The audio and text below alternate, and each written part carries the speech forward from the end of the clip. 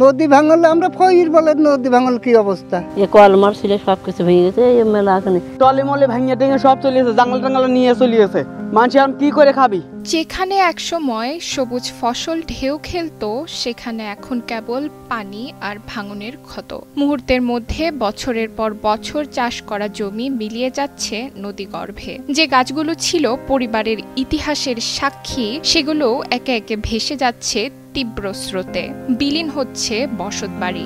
গাছ ছিল, মানুষ আবাদ করতো জমিতে, তরকারি ছিল, আপনার পটলের আবাদ ছিল, টলে মলে ভেঙে টেঙে সব চলে গেছে, জাঙ্গল টাঙ্গল নিয়ে চলে গেছে। মানুষ এখন কি করে খাবি? ঝিনাইদহের শৈলকুপায় এবারও গড়াই নদীর ভাঙনের কবলে পড়েছে ৮টি গ্রাম। নদী তীরবর্তী অন্তত ১০টি পয়েন্টে ভাঙনে বিলীন হচ্ছে বসতবাড়ি ও ফসলি জমি। অনেক পরিবার ইতোমধ্যেই গৃহহীন হয়ে অন্যত্র আশ্রয় নিতে বাধ্য হয়েছে। ফসলি জমি হারিয়ে আর্থিক সংকটে পড়েছেন কৃষকরা। ভাঙন রোধে জিও ব্যাগ ফেললেও তা কাজে না আসায় স্থায়ী বাঁধ নির্মাণের দাবি নদীপাড়ের বাসিন্দাদের। নদী ভাঙলে আমরা ফইর বলে নদী ভাঙল কি অবস্থা, দেখতেছেন নাকি ভেঙে আবার চলে গেল, মৌজা চলে গেছে, ৩-৪০০ বিঘে মৌজার জমি চলে পার উঠতেছে। ব্যবস্থা তো সরকার নেয়ই না, আমার আর ব্যবস্থা হবে উনি জীবনের মধ্যে কোনোদিন। ওই কেশনগর, বরুলিয়া, তারপরে কাতলাগাড়ি, এইসব সাইড দিয়ে কয়েক ১০-১২টা গ্রামে এরকম ভাঙতেছে।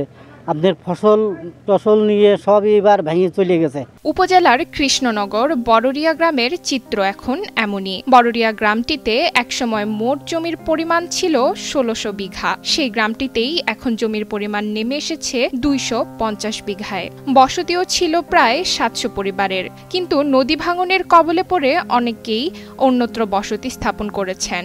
ফলে ওই এলাকায় বর্তমানে বসতির পরিমাণ প্রায় ২০০। অনেকেই হারিয়েছেন সহায় সম্বল, হয়েছেন নিঃস্ব।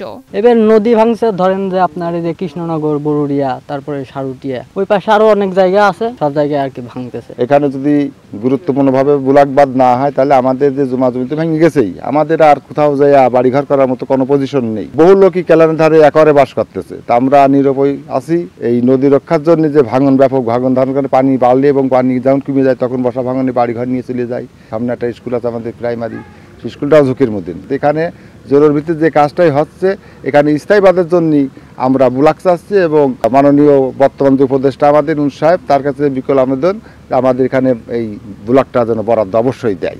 নদীপাড়ের বাসিন্দারা জানায়, বর্ষার শুরুতেই নদীতে ভাঙন শুরু হয়। ধীরে ধীরে তা ভয়াবহ রূপ নেয়। গত ১ মাসে বিলীন হয়েছে নানা স্থাপনা। ভাঙন অব্যাহত থাকলে কয়েক বছরের মধ্যে মানচিত্র থেকে হারিয়ে যাবে 3টি গ্রাম। ভাঙন রোধে ব্লক দিয়ে স্থায়ী বাঁধ নির্মাণের দাবি বাসিন্দাদের। আমার বাড়ি ভেঙে চলে গেছে, এই সরা নিয়ে আছে, তারপরও ভেঙে চলে গেছে। আর কোন থাকবে না আল্লাহর ইচ্ছা, না আল্লাহই জানে কোন থাক। নিজের 5 বিঘা জমি ছিল, সেটা নদী ভেঙে চলে গেছে, নিজের আর কিছুই নেই। এই যে সত্যি আমার তো এখানে ধরে এইবার ভেঙে গেছে। এই যে কলা গাছ, মাছ, ওই যে বাঁশ, ওই যে কল মাল সবই ভেঙে গেছে। এখন অবস্থা দেখতেছেন তো, এই ভেঙে চুরিয়া চুরমার হয়ে গেছে। ওই যে ওই বাড়িওয়ালারা ওই বাড়িতে এই পাশে উঠে চলে আসছে। আবার ধরেন যে এইবারও ভাঙার মতনই এই কল মার ছিল সবকিছু ভেঙে গেছে। এই মেলা এখানে এই কলা গাছ মাছ সবকিছু ভেঙে গেছে। পানি উন্নয়ন বোর্ড বলছে, বর্তমানে সতর্কতামূলক কাজ চলমান আছে। স্থায়ী বাঁধ নির্মাণের জন্য সমীক্ষা চলমান। ঝিনাইদহ জেলার শৈলকুপা অংশে বরুড়িয়া, সারুটিয়া, পূর্ব মাদলা, গুসাইডাঙ্গা, কাতলাগাড়ি, এ সকল জায়গায় গড়াই নদীর যে তীব্র ভাঙন রয়েছে, সেই ভাঙন প্রতিরোধে আমরা প্রতি বছরই জরুরি কাজ অথবা এই বছর আমরা সতর্কতামূলক কাজ বাস্তবায়ন করছি।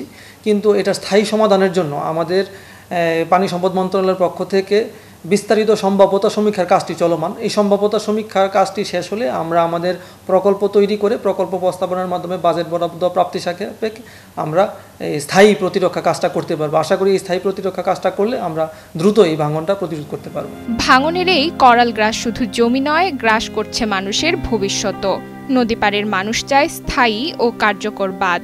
সময় থাকতে ব্যবস্থা না নিলে মানচিত্র থেকেই হারিয়ে যাবে গ্রামের পর গ্রাম। ঝিনাইদহ থেকে শেখ ইমনের পাঠানো তথ্যচিত্রে ডেস্ক রিপোর্ট, নুসরাত তালবিয়া।